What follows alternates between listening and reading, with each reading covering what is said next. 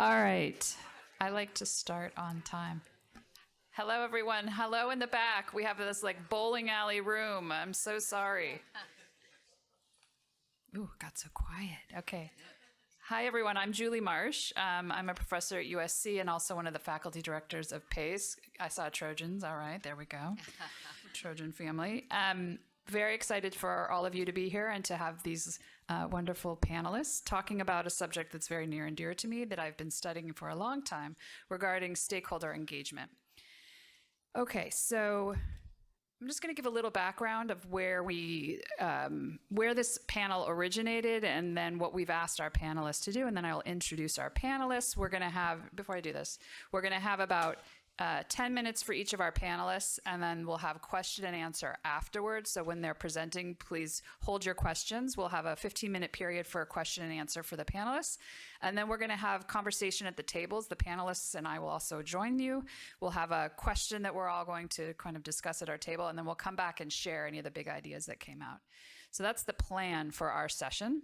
And so I wanted to start with a little bit about the Getting Down to Facts report that we put together. And it's online, and there's a number of authors. It came from work that we've been doing as part of the Local Control Funding Formula Research Collaborative, which is a lot of researchers around the state who've been studying the implementation of LCFF. And one of the areas that I go deep in with all of my co-authors is the mechanism of stakeholder engagement. And I think for those, I'm sure everyone in the room is aware of one of the key mechanisms in this policy is this idea that we should be having input from a broad range of stakeholders in developing local control accountability plans, with the intent of both that this would then help align resource and goal setting and all of these decisions to local needs, but also to increase transparency and then somehow build the accountability for the decisions that get made in districts. So that was sort of like the theory of action behind LCFF. And our collaborative and all of the researchers that have been a part of this report and other reports that we've done that are online have really tried to say, okay, well, how is this actually playing out in practice? And so the work that we did on the Getting Down to Facts report, which is something like 80 or 90 pages, and Mary Perry, who's sitting in the back, condensed it to a 2-pager that you've all got, which is pretty incredible, and says something about my writing that I could write 80 pages and she could get it down to 2. But in that report that Mary has so helpfully condensed into this 2-pager, I'm going to just give you highlights of what the findings were, and then that's what we've asked the panelists to respond to. So basically, we went to a lot of districts in the state. We had 27 case districts. We did interviews more than 380 over the 3 years of that report. We also had a survey. We did a statewide representative survey of superintendents that we draw from, and we also draw a little bit from the poll. And this annual poll, you'll be hearing the updated version later today about that, but there's some questions on LCFF. And overall, what we found was that there is alignment with the letter of the law, but not necessarily the spirit. And so by means, let me go a little deeper. So in terms of there is support out there, strong support on our survey of superintendents. 94% agreed students with greater needs should receive additional services. More than 3/4 agree that parent and community involvement will ensure that district goals and strategies are aligned with local needs. More than 3/4 of superintendents in the state said that it's going to give historically underrepresented students and families opportunities to engage in influencing decisions, right? So there's support there. And there's good faith effort across the state to try and engage stakeholders, right? And they're trying lots of different things. They're involving a wide range of individuals, parents, teachers, principals. 48% of our superintendents said that students are involved in developing their LCFF goals and priorities. And they're trying multiple strategies. We're seeing surveys, meetings, advisory groups, right? Lots going on. But we know that participation levels are very low. And the survey, the poll data show that at the time of this report, 5% of registered voters had actually participated in a meeting. It's gone up a little bit. I won't eclipse the findings we're going to share later. More than half of our superintendents statewide are basically reporting that the level of engagement is average and poor, average to poor, that it's difficult to obtain input, particularly from the families of the target groups, so low-income foster youth, English learner parents, and that the activities often are dominated by a few stakeholders. But there's been a lot of learning in our work. We definitely hear of new strategies tried and different approaches that are working. in all 3 of our years. But there's really relatively shallow engagement in the sense that a lot of the engagement is limited in sort of giving information, and that in particular, as years go on, that there's a sense of like limiting the scope of the engagement because you didn't want to sort of reopen a plan that you've developed as a 3-year plan. So we were hearing a lot in our districts about that and about more sort of one-way giving of information. And then we also found a set of outlier districts where we actually saw deeper and broader engagement. And these were districts that also prioritized involvement from historically marginalized stakeholders, that focused on the common good and were developing the capacity of stakeholders to engage in more of a 2-way kind of engagement process. So then we sort of wanted to understand, well, what are the conditions shaping these patterns that we were seeing? And while many of the district leaders, it's interesting when we ask superintendents who are saying like low engagement, why is that? The majority of them said, well, that families and parents aren't interested in engaging, and yet our poll data show that the majority of voters actually would like to be involved. So then what is it then? And so when we dig deeper, we see, well, one is that there's very limited awareness. So if we're trying to get broad engagement, and again, the poll data will show, there's still very low numbers of people who actually know about this or are getting information about meetings. The second thing is that we're hearing a lot about capacity, and it's both at the individual and the organizational level, just in terms of knowing how to engage, knowing how to run these meetings. And then when we look at those outlier districts, those districts actually have worked on partnerships and many times, working with external partners who are helping bring people to the meetings, help get response rates up, actually working on educating parents and students about how to engage in this process, and also working on culturally relevant kinds of approaches and affirming kind of the cultural backgrounds of the individuals that are coming to these meetings. So there's a lot to be learned from our outliers. And then the report also goes into a sort of exploratory analysis of, well, how are actually individuals at the district thinking about equity and the equity goals of LCFF? Is equity equal for all, or is equity about providing more to those who need? And what we were finding was that actually the differences in people's perspectives about what equity means very much aligned with the nature of their engagement processes. And there's a whole bit in there in the report that you can look at, but basically places that had very strong understandings of equity, as equity is for giving more to those who need, actually we're targeting those funds to higher need students, and we're also engaging in a much broader, deeper way of forms of engagement that we were observing. And so again, you can kind of say, well, we don't really know causally what's going on here, is one leading to the other, but there seems to be an interesting relationship about the way people are thinking about equity and the way they're engaging community. So after that, we said, okay, well, here's what we've got from our research. And so for the panel today, what we wanted to do is engage in those findings and also reflecting on, well, what can we do to address the patterns that we're seeing here? Meaning, what is it that we would need to enact and do if we really wanted to see on a very broad scale deeper, broader forms of engagement, right? The state talks about meaningful engagement. My work, I try to look at who's involved and how are they involved, right? And really deconstructing sort of those elements of engagement. And I think what our panelists have been asked to do is really help us think about what would it take to get to LCFF implementation in the true spirit of democratic engagement? What do we need? What are you doing as an organization, and what more should we be doing as a state? So that's the task, and I'm, with that, going to introduce our panelists. So we have Danny Kanga, who's a director of the LCAP process at Palmdale School District. He was also a principal, very much engaged in this at his district. We have Beth Higbee, who's an assistant superintendent of education support services in San Bernardino's County Office of Education, and that whole system of support that we just heard about. They're the lead county on community engagement, and she'll tell us about that. Celia Jaffe is the president-elect of the California State Parent-Teacher Association, PTA. And then we have Jordy May Corpus, who's an organizing director at Californians for Justice, which is a really interesting organization that's doing great work around engaging community and students in this process. So with that, I'm going to let Danny come up here and give us some thoughts.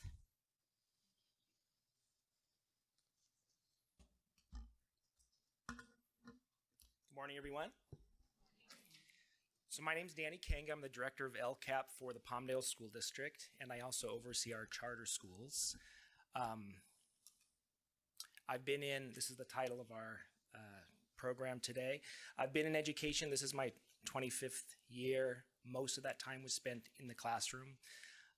Past 8 years, I've spent as a site administrator, as assistant principal, and a principal. And last year, I became director of the LCAP, and then this year, LCAP and overseeing the charter schools. So the overarching question of today is how are organizations engaging a broad and diverse group of stakeholders to build stakeholder capacity and to engage productively.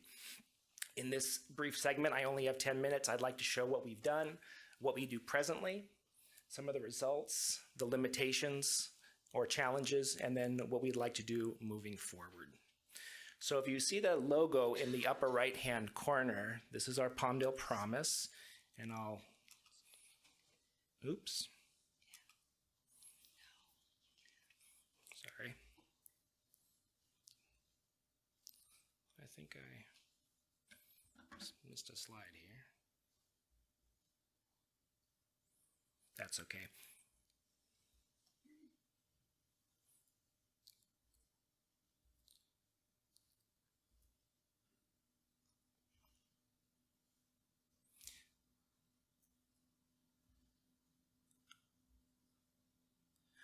Anyhow, the Palmdale Promise is the symbol of our efforts that go back to 2014. I don't have the slide. I wanted to bring it up on a larger one.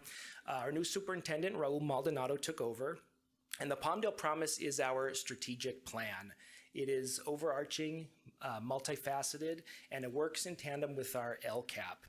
So when our superintendent took over, he wanted to engage with stakeholders and create a vision for the future of the children of Palmdale.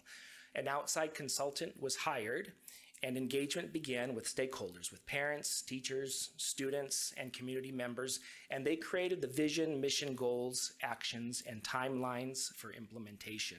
So I can't go through all the facets of the Palmdale Promise, but stakeholder engagement was key to this initiative. So here's the infographic that shows the journey of the Palmdale Promise. And I think you all have access to these slides. So if you look carefully, you'll be able to see that stakeholder engagement was key to this process. These are the 5 goals of our Palmdale Promise. The 3 are in blue, one's red, one's green. And they match, they sync very clearly with our LCAP. The blue goals of the promise match the blue goal in the LCAP, increasing student achievement. The red goal matches safe and affirming environments, and the green, parent, family, and community partnerships. So here's just one goal in the Palmdale Promise, dramatically improving student engagement and achievement. So underneath this goal, there were several actions. And one of them, in speaking about equity, is a longer school day. And what we wanted to do here was extend the day by a certain amount of minutes, but it was very purposeful. We realized that at our middle school level, there was a great inequity for our middle school students. Many of them, the students who had resource, the students who were English learners, did not have access to an elective or an exploratory class. The reason being was the day was too short. You had 5 core classes, plus you had an elective. If you were a resource, you went to your resource class. If you were an English learner, you went to your English language designated development class. So the way that we looked at with our stakeholders, we realized to fix this issue of inequity, we needed to extend the day. We didn't quite extend it to an hour. We extended it by 36 minutes. But what we did, and took a lot of hard work and a lot of consultation with our teachers, parents, and students, we extended the day by 36 minutes. And after this, all students now have access to at least one elective, whether you're special ed program, speech, resource, EL, everyone has access to an elective. Our middle schools since then have really grown tremendously. And if you're curious about how our middle schools operate, you can go to our website, Palmdale School District website, and click on the MSAP video. The middle schools, we recently won a grant, a federal grant, the Magnet Schools Assistant Program grant. All of our middle schools are now magnet schools, federally recognized magnet schools, and they are really off the charts now when it comes to electives. Each one of the middle schools has a special pathway, an academy, and every middle school has about 30 different electives, and all the students can take part in that. So this is just one action under one goal, where we engaged with stakeholders, realized the equity issue, and did something to solve it. So here are some of the things that we do in Palmdale with regard to engagement. Many of your districts probably do similar things. The top two, DLAC and the Parent Advisory Committee, those are governed by the statute. We do a lot of other things too. Again, I can't go through all these bullet points. I'm running out of time. But our stakeholder meetings this year, we're going to have, well, we've already had one. We have 3, but each stakeholder meeting is dedicated to a certain unduplicated population. So we met already with regard to our EL students. We had great discussions, and on my next slide, I'll show you some of the results from that stakeholder meeting. We're going to meet next week with to discuss programs, actions, and services for our foster youth, and we're bringing our representatives from the county to help us with that process. Our Interschool Communication Council, ICC, those are members of our middle school ASBs. They're about 35, 40 strong. They meet 8 times a year, and 4 times they meet at the district office with the superintendent and myself. We do engagement with our middle school students. They're very vocal. They're not shy at all. And they tell us what's happening at the schools and what we need to do to fix things. Their job this year, our middle school ASBs, is to create engagement opportunities for the elementary schools. So we want our middle school ASB students to reach out to the elementary schools, find out what the needs are from the student level at the elementary, and then report out to us. Members of the ICC are also elected student board members. So this is the 3rd year in Palmdale where middle school students actually sit on the school board, and they're vocal, which is great. Our breakfast with the superintendent, last year we visited all 27 schools, the superintendent, myself. Some schools had 15, 20 parents. Other schools had 200 parents that would show up. We talked about LCFF, LCAP, facilities. We engaged in discourse, dialogue with the parents, gave them surveys. And from this, we talked about the spirit and the letter of the law. The letter is, okay, we're doing engagement, but the spirit is, what is it that parents are really asking for? And how can we, generate some of these results? Oops. So we do a lot in Palmdale, but through the Palmdale Promise and subsequent engagement efforts, we realized that stakeholders were looking for a few things in general, and I will grossly simplify. Parents want tutoring, after-school programs such as sports. They want caring adults and safety. Students want engaging programs, after-school sports, good food. That's another topic. I can talk to you about that. That'll take a half an hour. And teachers and other site leaders want kids reading on grade level, but this year there is a large effort in our district surrounding behavior, trauma, discipline, and social emotional learning. Our district is 87% unduplicated, and during the year we have about 1,000 foster students that come through our district. So if you look at the left side, all of these are efforts regarding behavior. Social emotional learning, mental health. Oak Tree, it says Oak Tree Support. Oak Tree is our community day school. I'm getting the 1-minute warning. And I won't talk about the Wolf Connection, but Google it. It'll knock your socks off. And the Wolf Connection is about a half an hour from our district. If you don't know about it, find out about it. Look at the right column. I only have a minute. You see the bottom where it says home visitations? This came out of our engagement efforts with our regarding our ELL unduplicated populations. And we realized one of the things that we can do to increase and improve services is actually visiting the homes themselves. There was a grant years ago, the Nel Soto grant. When we talk about that this year, there was a lot of excitement about doing home visitations. The idea would be teacher teams could go into the homes, those who are interested go into the homes, build relationships with the families and the communities, but then also offer direct services to the students in the form of tutoring, and then do progress monitoring with those students. Is that my time? Holy cow. So some of the limitations, or I should say challenges, limited resources. Resources, not just money, it's also time, and how one program could impact additional programs. Again, I'm going to stick to the 10 minutes, but we can talk more about, if you have any questions, see me afterward about our challenges, the Weber bill, the compromise, what do we know what works, and then moving forward. So I'm sorry I ran out of time, but see me afterward, we can talk more about what's happening in Palmdale. Thank you very much.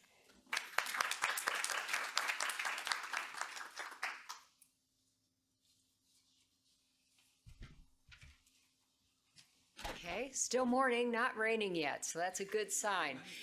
I'm Beth Higbee, Assistant Superintendent for San Bernardino County, Superintendent of Schools, and we have had the wonderful good fortune to be participating in a community engagement consortium, a statewide community engagement initiative is the state title of it.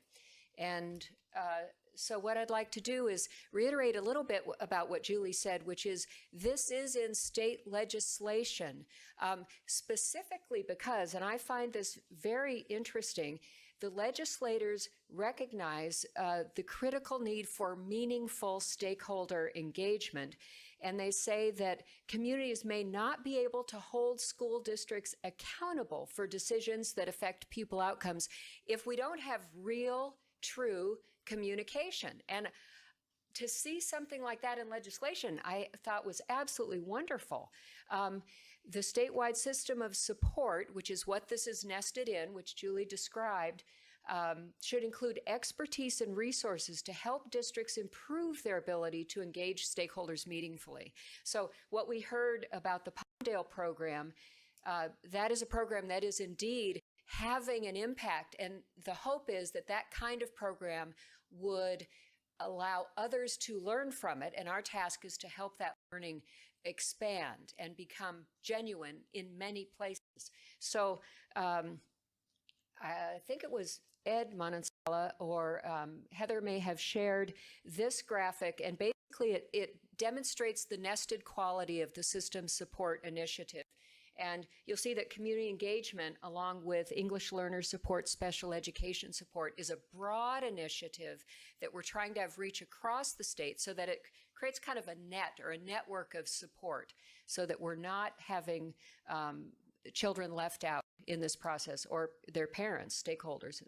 So the initiative purpose first was to build capacity and in communities and districts to have difficult conversations. Again, difficult conversations was named in the legislation. So there's some sense that there's a lot of deep issues that people need to bring out and that they are dealing with, and that impacts stakeholder involvement. There needs to be an effective models of community engagement. Those need to be identified, and part of the goal is to establish metrics for looking at, well, how can you tell when there's been effective impact, meaningful dialogue, and then there's been real changes. In addition, there's an attempt to get the agencies to work together with peer-to-peer partnerships between county offices, other agencies like the Collaborative for Education Excellence and the state and the districts. Finally, there's the need to scale up this work across the state, incorporating policies and practices so that it's not something that came and went and it's gone, but there are deeply embedded policies that maintain the effort, and hopefully there is identified research and deep support circulated for best practices. The strategy for putting the professional learning networks in place, it's PLN, is a title for what we've been using in education is kind of a coming together of different types of people from different positions. It's being applied to the community stakeholder structure for community involvement as well, just because of the representation of bringing groups together. But first, by the end of this spring, we're to have a first PLN across the state together. In 2020-21, 5 more PLNs established, again, geographically diverse, and then in 22-23, an additional group. We have 3 consortia, and we're trying to live what we believe is critical for this, and that is conversation and genuine work among key kinds of leaders in this process. So we have our County Office of Education team. Our own county office has been working in community engagement for a long time, and also in collective impact work among community and stakeholder groups. One of our key structures that we believe is critical is that we have learning for staff about how to reach out and be able to take in the conversation and the concerns and the needs of stakeholders, and that stakeholders also are able to build their advocacy and their comfort in being in the schools and having deep conversations, that they don't feel at a disadvantage or that they somehow don't have the full knowledge of what's there. So we have these different levels. The first level is more introductory. The next level increases the advocacy and the depth of knowledge for both staff and stakeholder groups in the community. And then the last level is really focused on what they request as being things they especially want to know. So I've already enlarged this, but I don't think you guys in the back can see it unless you've got your computers. But things that they wanted, for example, to hear about this year: applied suicide intervention skills, mental health first aid, restorative practice, group decision making, and clinical parent classes. These are some of the things that we've been working on. Our next group, consortium member, is Families in Schools. Oscar Cruz and Tina Ochoa are the leads in this. This is an active group over 17 years, working with low-income families, families of color, folks who feel typically disenfranchised from the school system in terms of having their voice heard. One outstanding thing they most recently participated in was with Moreno Valley School District in Riverside County. They were able to change the reclassification rate in 1 year, improve it to 43%, which is shocking in terms of English learner classification, reclassification, and truly outstanding. And they pinpoint the partnership between families and the school for doing that. Our third group is our California Association for Bilingual Education. Jan Gustafson Correa and Cynthia Vasquez Pettit are leads in that. This is a group that focuses especially on English learners and biliteracy issues. They do professional development, leadership training, advocacy, policy work.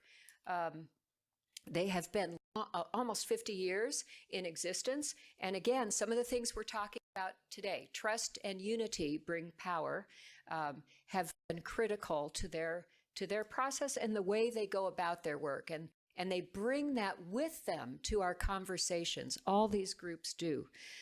So the consortium needed to solicit participation, and I hope you will keep your ears out and make recommendations. What we are looking for are groups who are already making progress.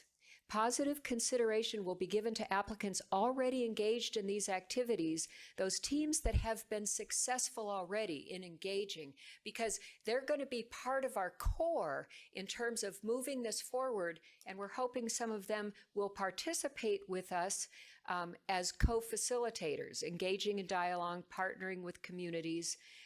We're trying to deepen the work, define common characteristics and best practices, identify and test metrics, develop protocol, develop criteria for finding other teams, and create capacity within teams to co-facilitate. We're looking in this first PLN for 4 to 6 teams statewide. We talked a bit about the folks involved: county, district, school site, community members, students, and possibly the geographic lead, staff from these regional leads as well. The first progress we've had is that establish the structure. We've met with an advisory council, Californians for Justice, National Youth Law Center, Californians Tomorrow. So we have a key advocacy group. PTA has been in that group. We're completing the application now. By June 30th, we'll be providing a report, best practices, the metrics, changes in assumptions that we have about community engagement. And the folks to contact would be Josh Daniels at the California Collaborative, myself, Oscar Cruz in Families in Schools, or Jan Gustafson for CABE. Thank you much. Now we have Celia.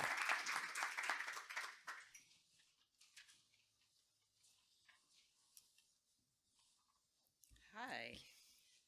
I'm going to start a timer so I can see myself throughout where I'm going.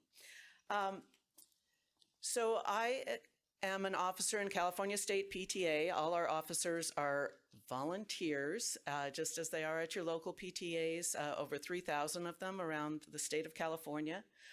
We are all connected to each other, support, problem solve, so on. So in case you don't know that. And at the state level here, we're an advocacy organization looking at legislation. In fact, our latest victory was a bill that was passed in the last session, 2878, which puts some of the descriptive standards of family engagement into the Ed Code to talk about what makes for meaningful family engagement. So this is a very core issue for us. Goes up. So the first thing I want to mention is that access to giving input on decision-making, on governance, and so on has to start with understanding. You can't have that one-time meeting. And I know that everything I'm going to say is pretty common sense, but it doesn't hurt to hear it and really thinking about how this is happening at your local schools. So instead of the wind-up toy of this is what we want you to say at this meeting and advocate for, here's your script, go stand up there and say it, we want the people who are voting, the kids, the parents, the families, who actually know what's going on. We started a project a number of years ago, before LCFF at all, about advocating for arts education in the schools, for complete arts education. And when we did some preliminary work, what we found is we can't build advocates for arts among parents with parents who don't feel they know the school system. It's like, I don't know who I'm talking to about what. You can't have me go and give a message and I don't know enough about the schools. So that has to be the beginning of all these, of any effort that you do. So parents are looking for, where do I go to advocate personally for my kid? Who do I go to talk about it being unsafe where my kid's walking to school, about this, the books we have in this school being too out of date, about, who do I talk to about this concern? If I write an email to the superintendent, I'm not getting that much traction. No, the person you need to talk to is so-and-so. That is very personal for every parent. And so having that sense of navigating the system is very important and is the place to start, really, because I don't know how much participation you get if you talk to 40 parents and you say, we want you to come to a meeting where we're going to explain our 60-page plan and give you, put dots on 3 things, and that's what we need you for. We need you for these 2 hours, and then we'll see you a year from now for the revision of the plan. They need to feel like they have a say in things that are happening day to day all the time. So you need to be telling them about this. However, sometimes we're so excited to explain the school system that it's goes the other way. So I was telling some people at breakfast this morning, I thought, if you know a lot about how schools run in California, that's a 5-hour opening explanation, right? So I thought, well, what could I find in a graphic that would explain this? So I just Googled education system, California, image, and I think this is perfect. Okay, so let me just stop in the top. I'll start in the top left corner and we'll work our way. No, I'm not going to do that. Okay, so something I want to let you know overall for PTA, and you're going to hear me say PTA several times because I'm an advocate for our organization as well as within our organization. We have lots of resources that are free on our website for anybody. Many of them are translated into Spanish. Some are translated into the 6 most popular, most spoken languages in California. So we have things in Arabic and in Tagalog. I always say it wrong. Anyway, so one of the resources is a guide for family school partnerships. This is based on the Henderson and Knapp research on engaging families, and it's really making the point that it's a partnership that exists year-round, that's built over many years, that gets you the best input. Okay, and I know because of the requirements of LCAP, there's an immediacy. We need some people to come and give us some feedback now. But in addition to the now, you have to be building the long-term relationships with your community. And the simplest thing, the first standard, is welcoming families in the school. So my first elementary school my kids went to, the principal would sing the praises of the school secretary, because I got to know the principal when I was the leader. Oh, she's so great, she's so great. And I said, every parent is scared of her.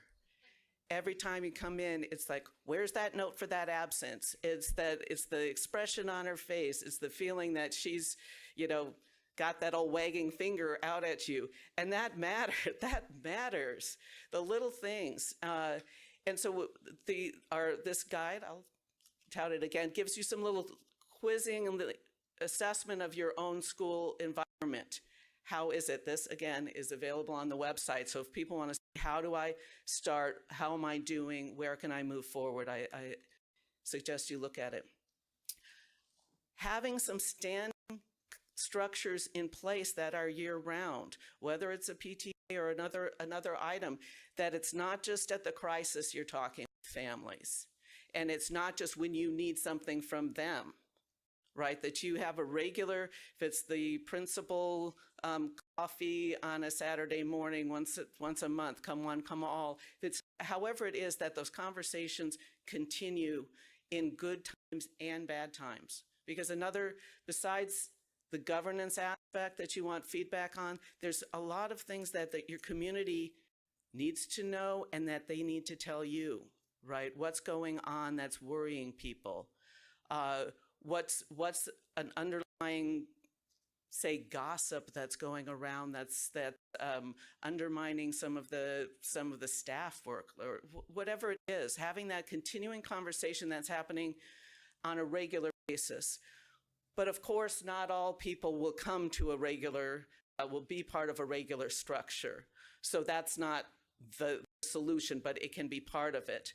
So all the voices in the community reaching out to all your groups. So the multilingual welcome sign, we've got it. We have our invitation to our LCAP meeting in multiple languages. We put it out a bunch of places, and 3 people came. Right?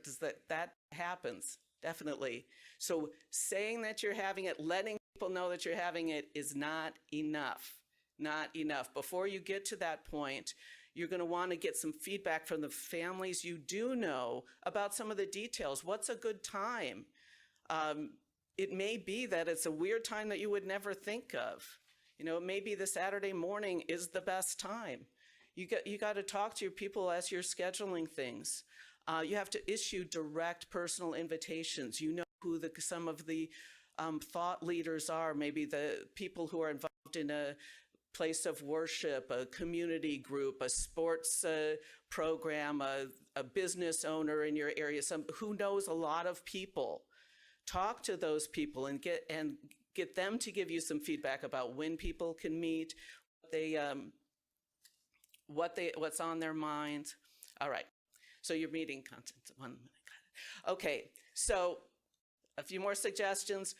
Have parents talk to each other, not just back and forth with you. When they talk with each other, they feel a sense of community in the school. They are getting to know each other. That's important.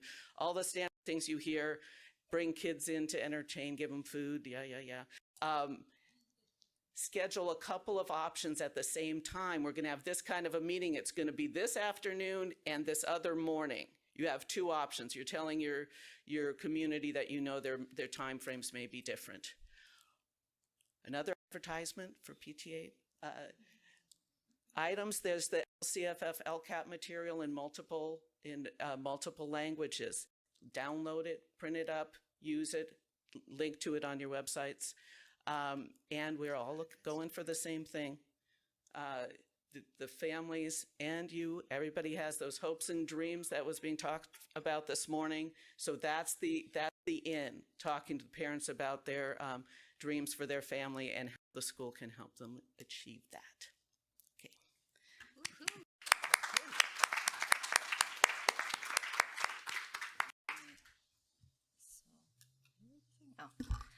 Good morning, everyone. So I'm going to take us home in the presentation and then get you all into discussing.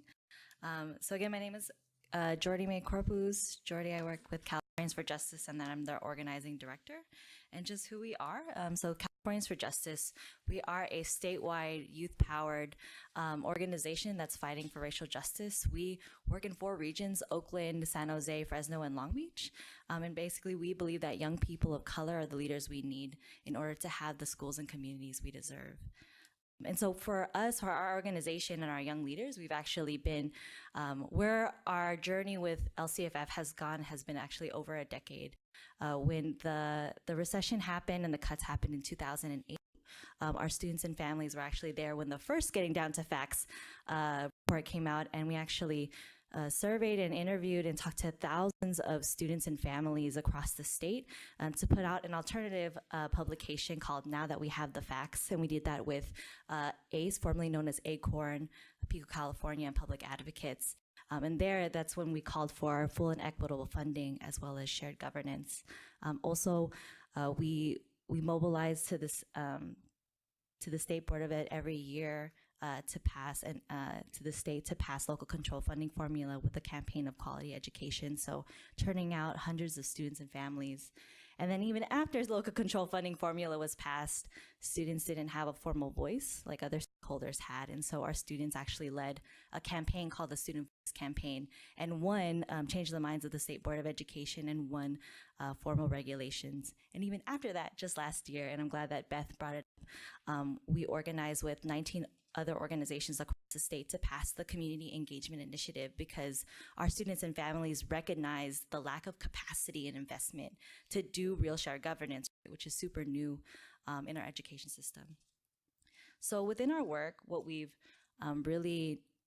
come across as a huge barrier, right, is not only that the conditions to have shared governance isn't really there or hasn't been built up, but really there is just a lack of belief that students have the ability, and students of low-income students of color, right, have anything to add to the table when it comes to decisions in their own education system. And that's just something we've come across time and time again, as you can see in our history with LCFF. And so 3 things that our work has encompassed to kind of shift the hearts and minds of adults and ultimately the culture of the system is 3 things. So one is leadership development. So building the leadership, we as an organization actually build the leaders of young people on the ground to really take ownership of this process, but also that our young people offer additional capacity to their districts to really implement this process. And then also, you know, we've advocated for resources from the district and the state to invest in capacity building for shared governance, right? Another thing that we found and that we were working on is equitable stakeholder engagement. So our young people are actively shaping, imagining, and implementing new systems that center their voices in the budget process like never before. And then last but not least, of course, we've we've always been advocating and organizing for shared decision-making spaces. So how do we close that gap where students are actually at the table, right? And not just students who are called to leadership, right? But students who have been historically marginalized, low-income students of color, right? So two examples, ooh, I went way too fast. Two examples that I want to just share with you in the work that we've done is actually in two of our districts. So one of our districts is Eastside Union High School District, which is a small district, and it's only high schools, and then also Fresno Unified, which is a larger district. And over the past 5 years, since the implementation of local control funding formula, our young people have been working in deep partnership and been crucial partners to implement the process. And that's really what it is, right? Like it's not about it's not about blaming our game. It's being in deep partnership and building trust so that we can really get the work done. And so for Eastside, and they have this beautiful visual that they created, our young people actually pushed for this, in coalition with parents, pushed for this process. And so you see there's an LSAC. So of course, Eastside actually has a formal student advisory process. It's called the LCAP. So that's what the L stands for, Student Advisory Committee. And those are predominantly made up of students who are ID'd in LCFF, but also students that are ID'd in differentiated assistance. So making sure that low-income students of color are actually taking space in those committees. And kind of how this plays out is that we have the larger committee, but students advocated that we do site engagement. So there's actually student advisory committees at each high school. So it brings the process to students where they're at, and they can actually see this process unfold, right? Instead of just keeping it at these district meetings, they can see this actually happening at their school site and see budget decision making in real time. And something that I just want to acknowledge that they did is that the district actually made it a requirement for each high school to have students in this advisory committee. And they actually made it during school time so that students can actually participate, right, to do that. And that's really crucial, and that shows the value of that. So another way in which stakeholder and equitable, shared decision-making and equitable stakeholder engagement happens in this district is that they have 5 stakeholder meetings, and predominantly in the public high schools, especially those that have high concentration of our students that are ID and LCFF, but also like our low-income students of color. And they do that in those high schools. They have those 5 like district-wide stakeholder meetings in those high schools again, so that they can see students lead. And it also brings students together, right? Because we can't make decisions about equity in isolation. We actually have to see how other students are impacted, and it gives that opportunity so students can see like what's going on in your high school, what are resources you need, right? And seeing what's working at other high schools. And then last but not least, the ways in which Eastside Union High School has exemplified leadership development along with shared decision-making and equitable stakeholder engagement is our students actually help lead the efforts. They're at the forefront of implementing this process. So our students actually engage other students. They turn out the students. We actually work in 3 of the high schools in Eastside Union High, and at those 3 high schools, our students are actually on the ground turning out students to these meetings because they know how crucial it is.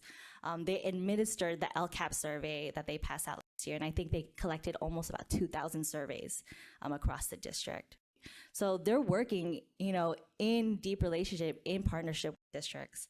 They're also co-facilitating and creating the content of these meetings because, of course, young people know where their peers are at, right, and what matters to them. And they're not just, it's not just an open for all meeting where you're asking like, what do you want? Where do you see? They're actually doing deep, intensive work, and in these meetings, they're not only studying LCAP, but they're focusing on areas where the district has been ID'd as there's gaps, where there's equity gaps. So a lot of that content is there, and that's actually something that was encouraged. That Eastside was like, yeah, our students do need to focus on equity, and we need to hear their voices. And they're not only looking at the LCAP, right? They're looking at their SIPSAs to connect the school site experience to how does what happens at school site, how does that inform the LCAP, right? And what we've seen over the past few years as a fruition of the hard work of students is that you can actually look at the LCAPs and see there's actually an LCAP goal that had changed because of students to center relationships at the schools and dollars to that. The last, and then also they they give their students, this was actually pushed by our organization, they give the students like certificates to acknowledge their leadership at a board meeting. So that's also really crucial.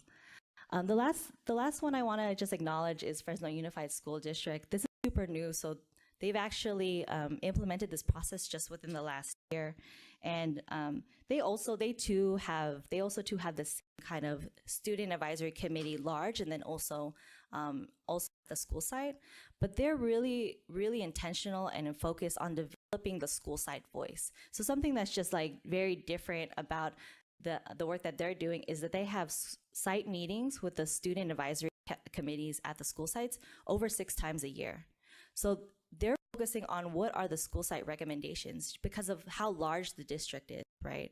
And our students are helping with those meetings and also turning out, turning out those students. So just overall, like the work that we've seen and the work that we've done and our young people have led is about shifting budget processes to embody democracy, right? How does embody equity and centering students at the center, and ultimately transforming the relationships students have with the education system, right? And also transforming the system, everyone in the system as a whole, right? You know, transforming the adults, transforming the students, and instead of the students feeling like they're powerless, you know, that they're just at the receiving end of decisions, you know, they can see themselves as active agents, right? And owning these processes themselves, and hopefully, and you know, and it's really powerful to know that they have a voice, right? And they can actually have that impact on their lives and improve their lives. So thank you. And my information is right there.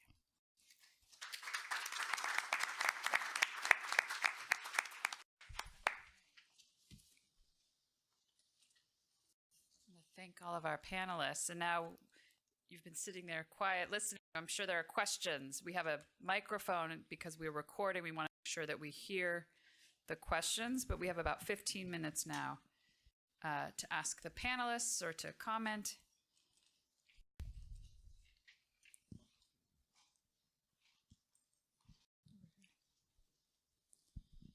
When you're talking about students in the input and parents, and we're talking about different communities, one community that is often not as directly included are those who've been identified as struggling, maybe served in the educational option schools like community day school, as Danny mentioned, those who've struggled, been in trouble in some way, and can explain why. And the effort is not just what do you look like on the outside, because sometimes the diversity is more on the outside, but are you bringing in the voice of those who've run into challenges, who may have thought deeply, versus those who have done really well and are enthusiastic about doing well, but they don't pinpoint where there's need for those who aren't succeeding? So is there a question about how we're engaging the struggling students? Are they Is being there incorporated within the stakeholders? Are they being engaged? Are those voices actually being brought forward when we're looking for the youth voice and those communities, those schools brought in specifically? And I know they're harder to bring, but they're very powerful. Anyone on the panel want to?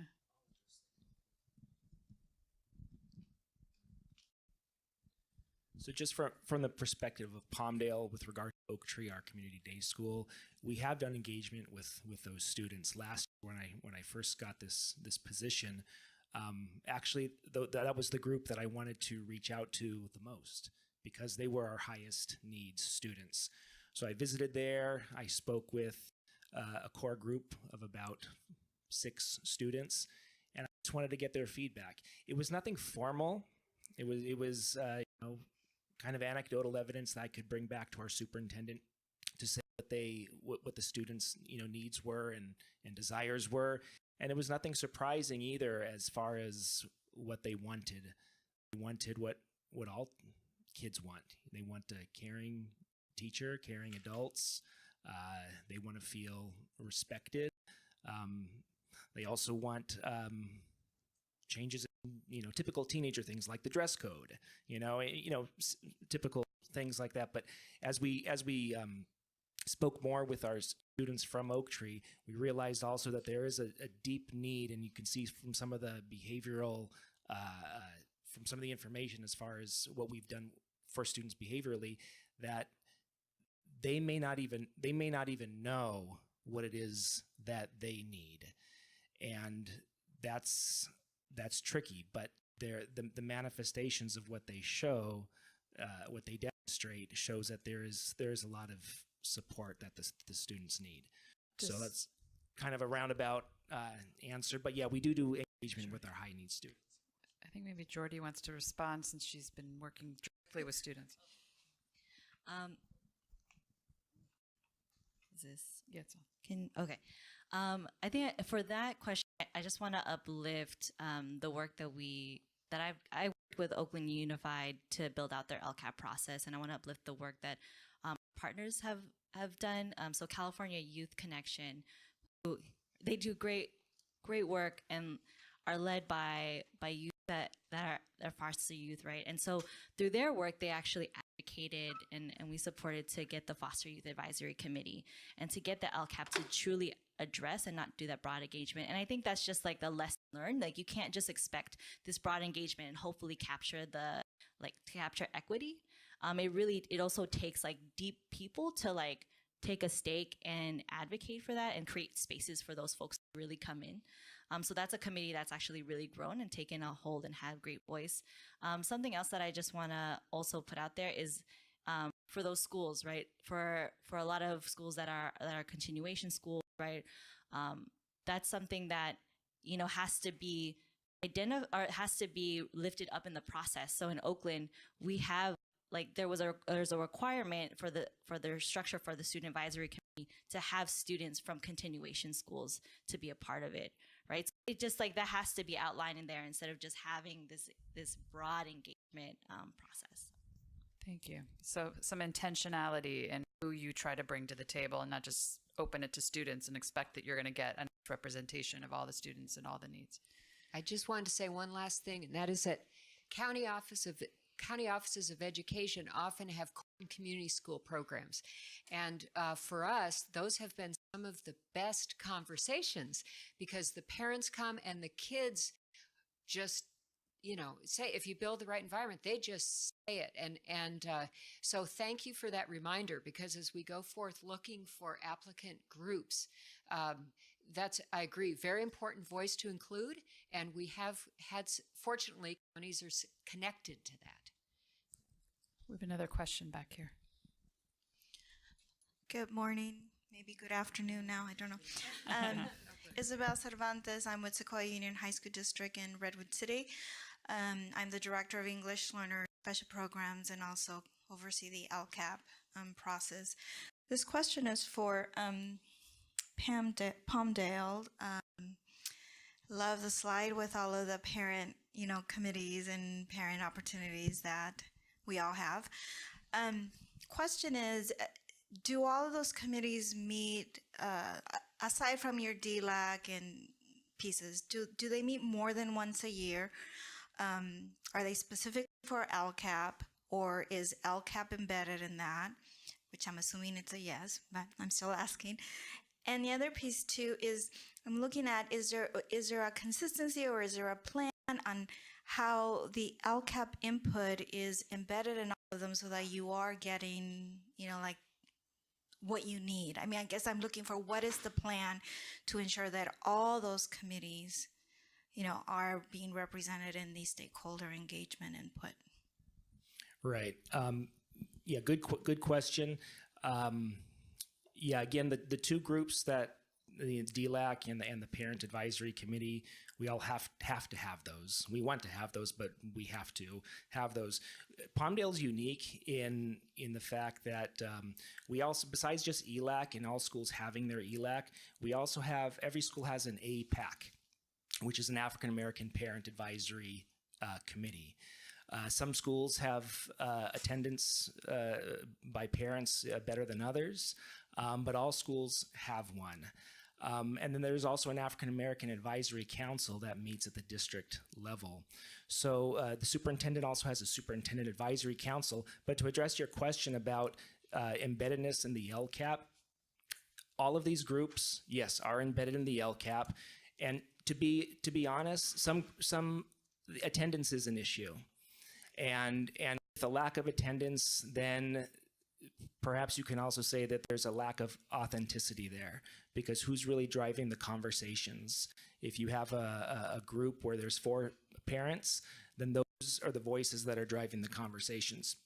So by no means is Palmdale, perfect. We're still growing. We're still learning, but we have all these advisory committees.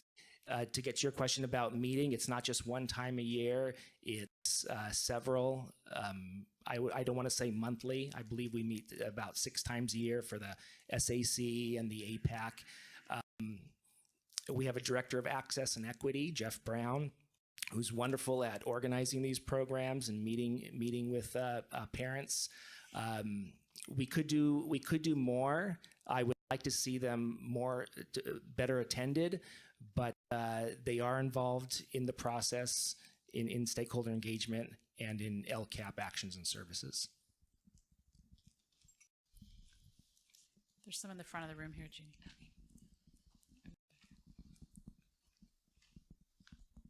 Thank you. Thank you for sharing all these great examples of how districts are building connections and building community with community members. I'm wondering what the role of sharing budget information is in this process, because the reality is that there's limited funds to do all the things that you need to do. So to what degree are you pulling your community members into making fiscal decisions? Great question.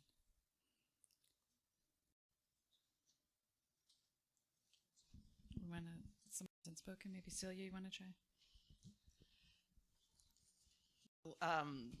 Full disclosure, I was a school board member for 10 years. So my first budget in that situation, I asked for a neighboring school district, similar school district's budget, and sat and looked at the 2 of them side by side for a whole afternoon. And I do think the reality of the fiscal reality is extremely important, because we can really disappoint our communities if what we're saying is, what's your dream? We want the dream, but we also need the practical before we go too far down the road of all these additional services, employees, everything. So the reality of what the options are and what each of them would cost is, I think, crucial early on, and because they are real decisions. The thing about people being able to understand the budget constraints, it really takes a talented administrator and looking around within the district for who's talented communicating with non-school professionals about what those buckets are, what kind of use can be made of them, because that is the key to have realistic plans come out of your groups. Anyone else want to take the question? I think it's an important one about what's on the table. We've talked about who's coming to the table and how we're engaging them, but what is actually being engaged in this process?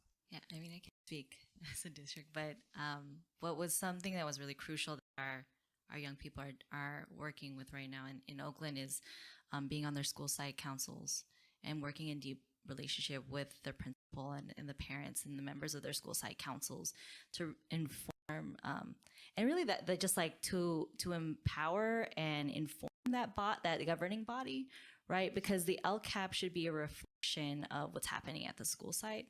So that's kind of just where the work that our young people are doing right now, and working with their principals in deep relationship to make that decision. But also other decisions that may or may not have funding or money attached to it, our young people are also a part of hiring committees right now. So it's also just going, it also can go beyond that as well. How do we make those crucial decisions at every point of the education system? But are you sharing information about the district budget or the school budget with students in those meetings? Yeah. You are? Well, especially, yeah. I mean, I just want to stress, like, the budget is shared, of course, at these big budget meetings, and sometimes it's overwhelming, right? But where is the real experiences happening for students? It's at the school site. And I think it's really dismissed. Like, you have people be in these like larger committees, but where it's dismissed is at the school site council, right? Where those dollars are truly impacting this experiences. And that's a place where that hasn't, like student voice and even parent voice hasn't necessarily been invested in enough. So I just wanted to stress that one. 2 more minutes, maybe one last question. I'm really pleased to hear about the stakeholders that are marginalized students and marginalized families. I think that's really important to get their voice. Thought it would be a really important question to ask them about chronic absenteeism, because it'd be very interesting to find out what the barriers to attendance are so that we could respond to them. I noticed a huge number of schools and school districts that are in red and orange on the California dashboard because of chronic absenteeism. And I thought, well, this would be a real opportunity to find out from those students and those parents, what are the barriers to regular attendance in schools so that those could be addressed in priority 5 of the LCAP. I'm not sure there's a question in there. I think people are not. Have you asked chronic absenteeism and barriers to chronic absenteeism? I have, sorry, I have an answer to that. So in the districts that we work with, really that's like the focus of the LCAP, because if the LCAP doesn't speak to like keeping students not engaged but feel cared about, right, then what is the LCAP really doing for our young people? So in the engagement, in the stakeholder engagement that the districts we work in do, our students have pushed that, hey, like, where we want to see the budget align and where we want to give the deepest input is what are the relationships between students and adults at the school site. So that's how we've kind of centered around that. And, and what the district does is they align kind of the big LCAP goals done to really deeply inform this question, like what's motivating you to be here? Who's helping you to stay here at school throughout all the struggles you experience in your community. So not necessarily, what we've learned is that just asking about absenteeism doesn't really get to the heart of it. What it really is like, is the school's climate and culture develop an environment where students feel cared about? Okay, I'll give you last comment. And then Some of the kind of data from the California Healthy Kids Survey might help with that kind of thing. How much, whether people have connections to adults on the site, childcare needs, safe routes to school, asthma care, a lot of healthcare issues, dental care, depending on the populations. A lot of those things can lead to absences as well. Yeah, nice point. I mean, you could also bring those data to these meetings, which would be an interesting way to spark the conversation in some ways around. And Julie, I'm going to make the pitch that the afternoon breakout that will be in this room is on chronic absenteeism. Great.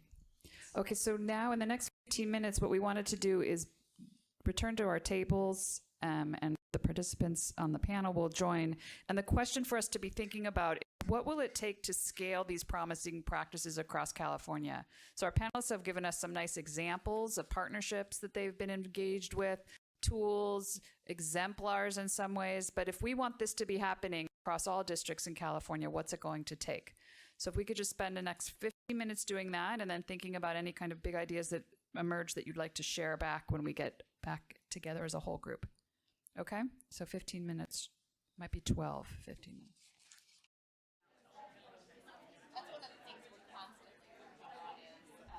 Okay, apologies. We're going to have to stop our small groups.